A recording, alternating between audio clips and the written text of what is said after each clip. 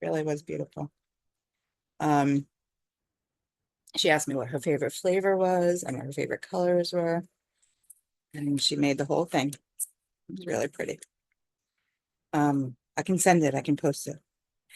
Okay, so I see we have a few people joining us and the black cat. See the black cat? He's right there. Say hi. Oh, he's famous now. Okay. I am gonna get started. So thank you. Thank you for joining us. Tonight is actually Chava's Yartzeit. So please, if you make a bracha on anything or just have her in mind, it's Chava Yehudit at Baruch Ephraim. Um, okay. I have definitely given too many of these shirim. This is the 16th time I'm doing it for Chavi. We're almost at 5 years for Isaac, 1.5 years for Barry, 13 years for my father, almost 10 years for my mother. That's a lot of times to have an anniversary of losing someone you love. Chavi was my beautiful, full of life daughter. She lived for 14 years. That's 122,640 hours. Most of those hours were with me, or if not with me, then I was doing something for her during those hours. She taught me so, so much that you can smile and give kisses no matter how much pain you're in, that you can be nonverbal and extremely demanding, that you can show love in more ways than just using words. She brought me into the world of motherhood in a wild and crazy way. And just like what she loved the most, crazy movement, it was a roller coaster of a ride. Most of my every thoughts during all of those hours were what I could do for her, Isaac, what they needed, what would make them happy, and as comfortable as possible. How can I not? All I had to do was look into her laughing eyes, and she had me. All she needed to do was open her mouth for a huge kiss, and she had me. All she had to do was yell, I go, and she got to go as much as was possible. Feels like I say the same things year after year, but sharing about her is how I keep her memories alive. Bobby loved movement from the time she was little and became addicted to the swing. Since she was such a little kid, we were able to keep her in a baby swing until she was about 3 years old. Then her father built her a swing into our living room ceiling just to make her happy and to scare the girls who came to play with her.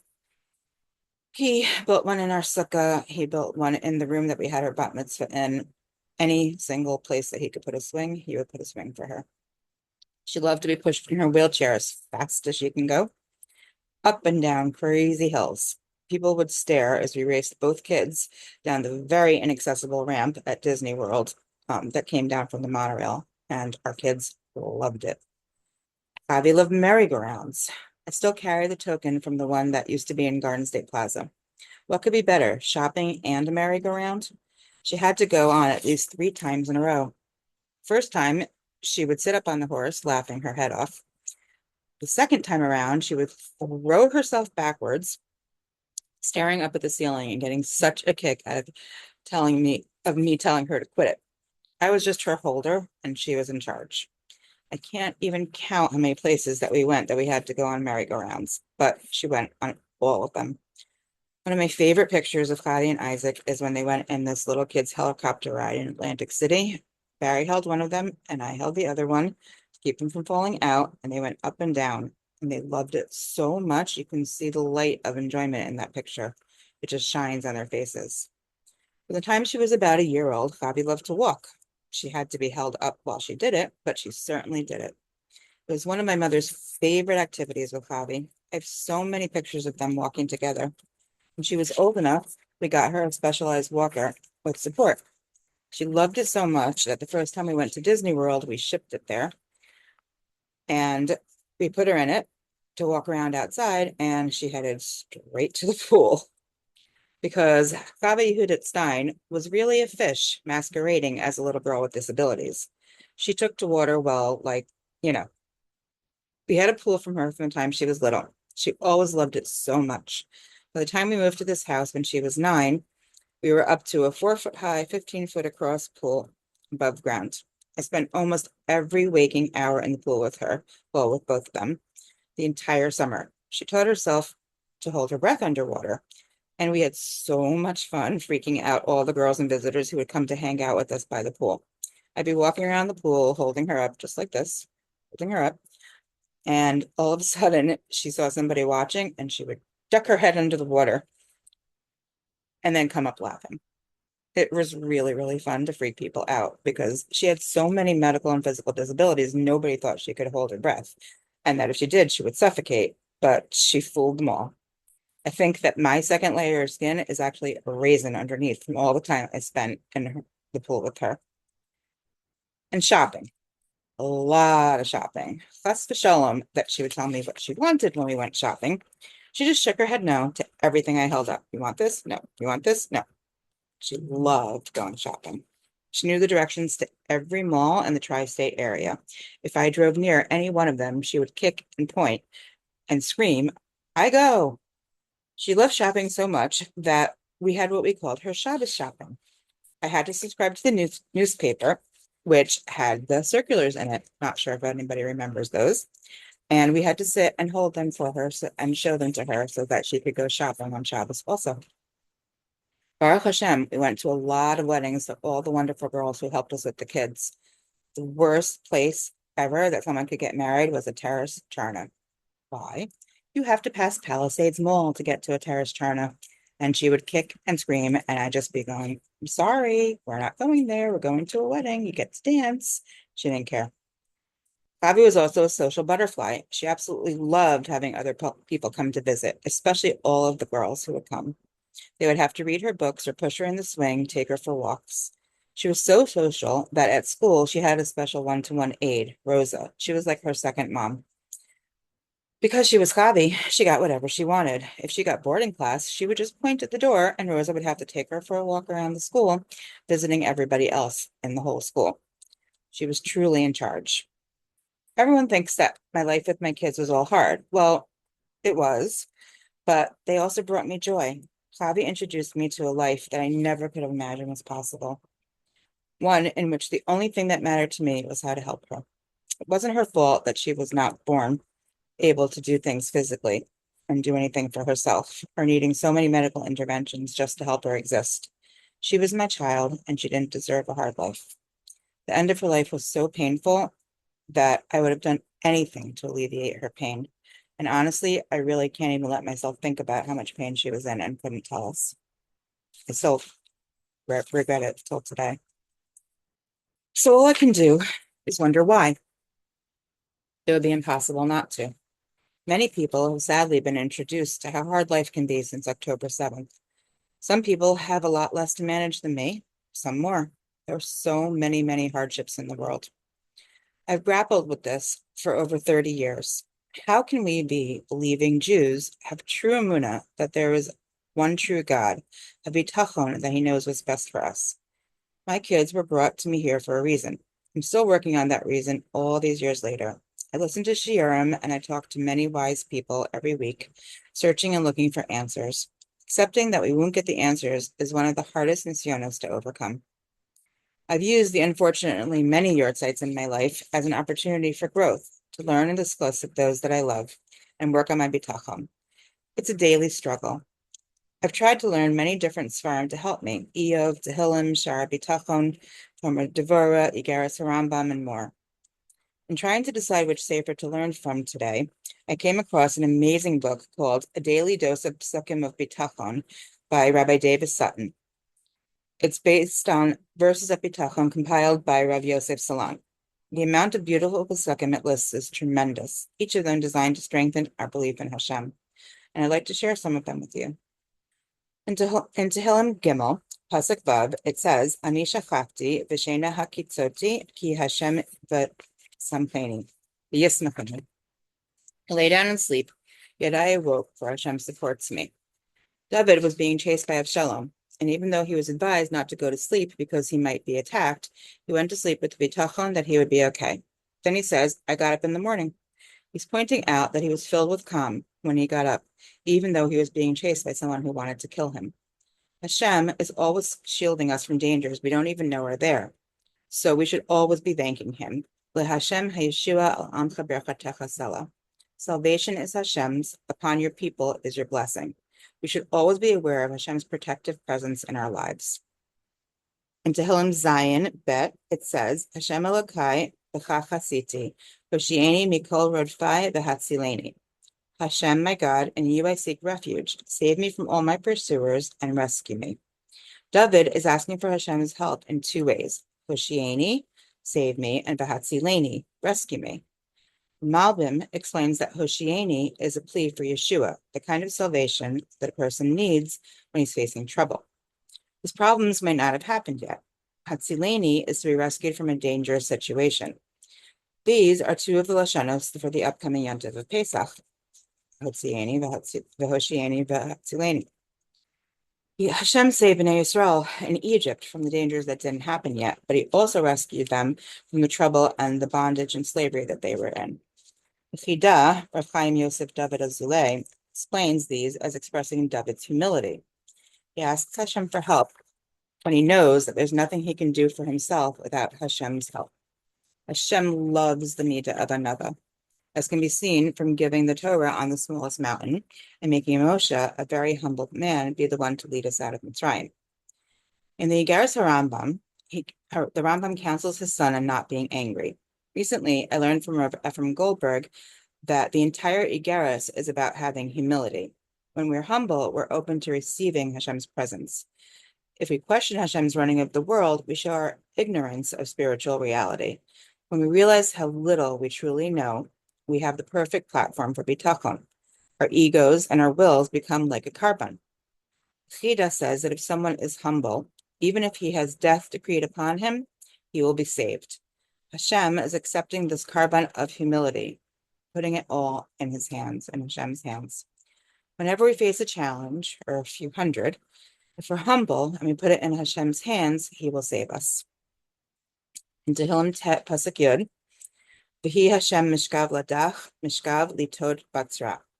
Hashem will be a fortress for the oppressed, a fortress in times of distress. Who are the oppressed that it's talking about? One interpretation is that it's talking about the Jewish people, because we're considered impoverished without the Beis HaMikdash. So the fortress is for the Jewish people.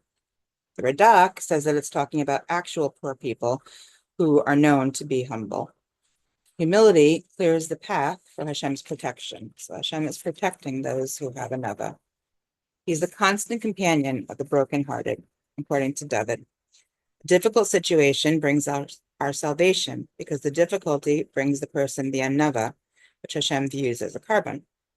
David speaks of times of difficulty. The Sefer Tehillas Hashem explains that this means something very special. Hashem doesn't punish us with one unbearable decree. Rather, he breaks it up into small, manageable bits. He doesn't want to break us. He wants to humble us. This is telling us that when we face times of sorrow and challenge, we're experiencing Hashem's love. Small challenges that Hashem sends our way give us the opportunity to make things right and survive each challenge. Personally, I learned a lot from reading this. As most of you know, I've been through a lot. Every day of the last 30 years has been challenging. I often ask why, and I can't say that I'll be perfect, maintaining the belief that the myriad challenges I faced have a purpose. But I truly can't imagine that I would have survived if everything that's happened to me happened all at once. For other people, there are many types of challenges. The Paleoites, another sefer I want to learn, says that even if a man is forced to eat outside because the house is kosher l'Pesach, that's a type of galus. Being told that we can't do something that we normally do is a small hardship because it humbles us by reminding us that we're not in charge. Hashem becomes our fortress when we lean on him and have bitachon that he will protect us. In Parak Tet, Pasuk Yud Aleph, it says, "Vayiftachu b'cha yodei shemecha hi lo azavta dershecha Hashem." All those who know your name will trust in you, because you have not forsaken those who seek you, Hashem. What does this mean to know Hashem's name? The Orchos Tzadikim, yes, another sefer I want to learn, says you need Emunah and Hashem's all-powerfulness. If you don't believe he can do anything, you don't have Bitachon. Chovas Halavavos Mishar Bitachon says that prerequisite of Bitachon is to know Hashem's kindness and greatness. When someone realizes in his life that everything he has is an expression of Hashem, he can't be angry or have fear. Those who know Hashem's name rely on him because they realize that Hashem is always with them. We have to believe that Hashem will look after us because he can do anything. I have so many more psukim from this sefer that I'd love to share with you, but sadly, we're not here all night. So I'm going to share a few more only. Tehillim Samach Bet Pasuk Tet.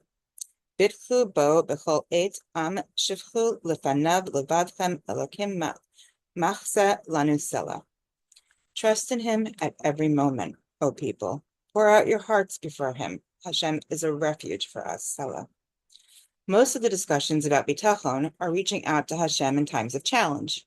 Trust in him is talking about, in this pasuk, it's talking about the times when things are good for us. You see, we tend to forget and take for granted the things that we get from him and just say, well, they're coming to us. So when I was writing this, I decided to go out because I didn't want to get distracted by all the things in my house that needed to be done. You know, my cleaning lady didn't show up this week, et cetera, et cetera. So I went to a coffee shop, and as I'm writing it, I see a man and woman. They were working on some papers, and they had a computer in front of them. Looks kind of typical. All of a sudden, they started to sign to each other. Did I even think once about thanking Hashem for my ability to hear today? I got to hear my daughter say, I love you. I also got to hear her ask me a million questions and complain to me, obviously. Chava and Isaac, my kids, didn't have the ability to talk. I should thank Hashem every day that Sarayela does. But instead, I focus on hearing the things that I don't like from her. When I was in the store, I didn't like the music playing, so I put on my headset and put on more appropriate music.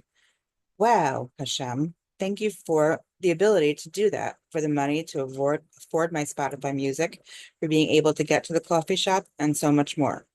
It's so hard to hold on to appreciating these gifts from Hashem when so much else gets in the way.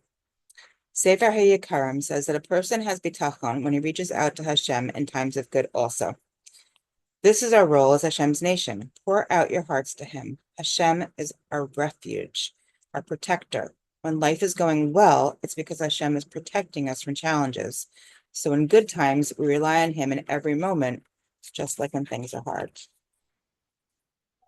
In Tehillim Ayin Aleph, Pasuk Zayin, it says, Kimofet hayiti l'rabim ba'ata machsi oz. When I became an example to the multitudes, you were my mighty refuge. The word for example, when Hashem became an example, or when David became an example, also means miracle. People wondered at David's story. How did he survive so many challenges through open miracles? David knew that Hashem kept him alive to serve as an example. As he says, Evan masu habonim haytal rosh pina, me'et Hashem haytazot hineflat b'einenu. The stone that the builders despised has become the cornerstone. This emanated from Hashem. It's wondrous in our eyes. A mashal for this is a builder was building a big, beautiful building. He saved a special custom-made cornerstone to put up that was different from the rest. The contractor, another word for stress, decided that it didn't fit in, so they threw it out. It was only after the building was finished that they saw that they had made a mistake. The whole building looked awful because it was missing that special stone. David knew that so many people hated him, but he was here for a reason. If you're one of my faithful friends who have the privilege of hearing me fetch about my crazy life all the time, you know that I feel ostracized from the rest of the world quite often. Many people have walked away from me, and I often wonder why. By no means, I'm not trying to be gaivadik, but this pasuk really spoke to me, because even though it's hard to go through my life every day, it gives me more strength to hope that I can help people by setting an example as much as I can, that life can be hard and you can still make it through. I don't mind being the Evan, although I can admit that there are times when I would rather be the plain old bricks. In Tehillim Tzadi Aleph, Pasuk Daled, Bi'avrato Yasach Lach, V'tachat Kanfav Techse, Tzina V'sachera Amito. With his wing, he will cover you, and beneath his wings, you will be protected. His truth is a shield and armor. In this Tehillim, David is giving us a comforting picture. We are like little birds being sheltered under our mother's wings. Aver and Kanaf, shields and armor, represent two different types of challenges, one from people and one from nature. Both can harm us. but the merit of living by Torah can protect us. We can keep this in mind when facing a threatening situation. Nowadays, we have a literal example of this. In our homeland, we are going through a horrible war. Nations on all sides are throwing rockets at us for a year and a half. Baruch Hashem, we have the Iron Dome, a literal shield to protect Eretz Yisrael citizens from harm. The people there live under its protective shield. In less than 2 weeks, Sarael and I will be going there. It'll be the third time since the war started. Other people think that we're absolutely crazy, and she does worry about us being hurt. I actually don't. I know that Hashem will protect us or do the best that he can because he is our shield. Have you ever faced a challenge from which there seemed to be no way out? Think back to how Hashem brought you out of it and know with Bitachon that he will do it again. The last pasuk that we're going to do now is actually from Divrei Hayamim Bet Tet Zayin pasuk Tet. Ki Hashem inav mishtatot bechol haaretz lehit chazak im levavim shalom elav niskalta alzot ki me'ata yesh amcha milchamot. For Hashem's eyes roam throughout the land to strengthen those whose hearts are sincerely with him. You have been foolish in this, for from now on you will have wars.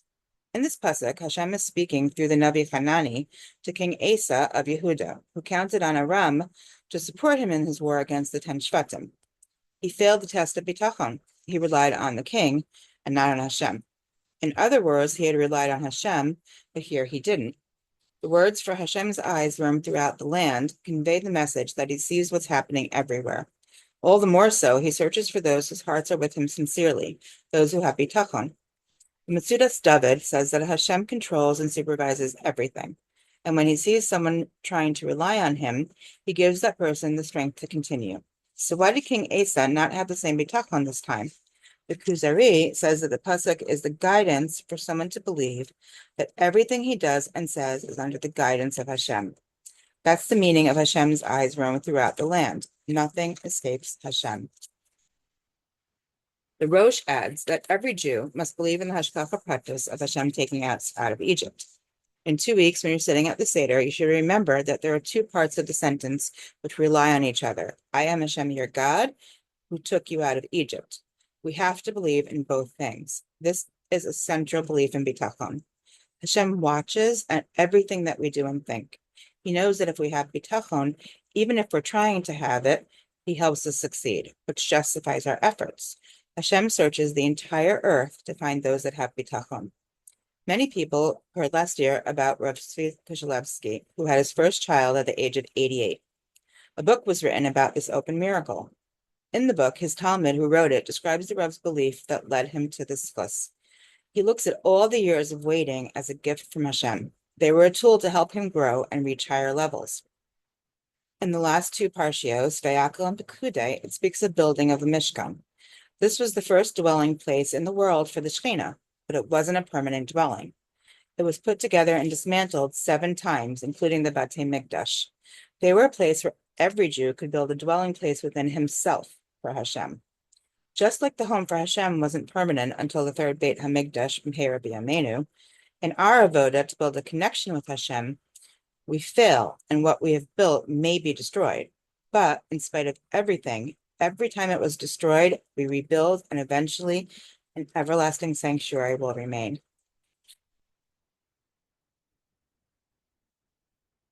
All the challenges we go through are the same. We build and build until eventually our connection to Hashem remains permanent. Just like the shards of the broken Lukos were kept and displayed in the Kodesh Kodashim instead of being hidden away. It's to remind us that even in our most difficult times, we still have an opportunity to rebuild our connection with Hashem. Rav Tzvi said, Hashem refrained from giving me children for all of those years, not because he didn't want me to have children, but he made me wait for so long, so I'd be in a situation where there's no natural way out. This way, I would grow stronger in Emunah, Bitachon, and Tefillah and reach great heights. Without this challenge, I wouldn't have managed to achieve this. When Bnei Yisrael was at the Yam Suf, they were davening to be saved. Moshe spoke to Hashem and begged for help. But it wasn't until Nachshon jumped in that Hashem took action and decided to save them. Rav Tzvi brings this down as a way to connect to Hashem. But it isn't until you take action in your most desperate times and truly connect to Hashem with everything that you have that you will see your salvation. The book about him goes on to explain a lot of Rav Tzvi's feelings and drashos on accepting challenges from Hashem, including those of infertility and being single. In each of them, he speaks of that Kriyas Yamsuf moment. I strive daily to connect to Hashem in this way. My feeling is that I've had enough challenges. Like someone said to me, they heard that losing a child is the worst thing someone can experience. Well, yeah, it is. Times two, unfortunately. Also, the grief that I had over their lives and how hard their lives were, or not having grandchildren from them and so on. Plus about a million other challenges that if you know. It's way too much to go into here, and they're really, really not pretty. It's just continuous challenges every single day. Accepting this is that this is the way my life is. It's really hard. Not being angry is also really hard. Having bitachon, that there's a purpose to all this is, you said it, hard. So as a good friend of mine asked me, why do I keep on learning new sperm instead of going more in depth with the ones I've done already? Well, first of all, I have a little sperm addiction, and it's a really good excuse to learn as many of them as I can. Second, I'm still searching for what will help me the most with acceptance, imuna, and bitachon. This sefer was really nice because I always strive to sefer bitachon. I always strive to understand Tehillim and keep parts of it with me, and this book handed that to me on a silver platter. There are many, many writings that are similar to each other in terms of what we can use to strengthen our bitachon. Each one has a slightly different explanation that brings us closer to Hashem. The truth is that just this week, I had one of those aha moments. I was pulled down to a very low point, and I'm in the laundry room screaming at Hashem and saying, okay, I've reached my Kriyas Yamsuf moment. I can't count how many times I've had to do that in my life. Nothing happened. Nothing changed with the person who was making me upset, and it got worse. Hey, hello, that's not fair. I want answers, and I didn't get them. So I should stop and think about it and hope for the best. Figure out how to respond, how to make, how to make this situation better. Maybe Hashem's teaching me that the tools that I need to help myself are there, or he's giving me those tools. I actually have no idea what the future will bring. Maybe that was my Kriyas Yamsuf moment, but I just didn't see it right away. For now, I know that I miss my Chavi every day of my life. I decided not to do the math of how many days it's been since I got to hold her, but I do know that there was a reason for her being here, and I really love her for it. Thank you so much. Please keep Chavi Yehudit Baruch Ephraim Chava in mind on this her 16th Yartzeit. Thank you for joining me.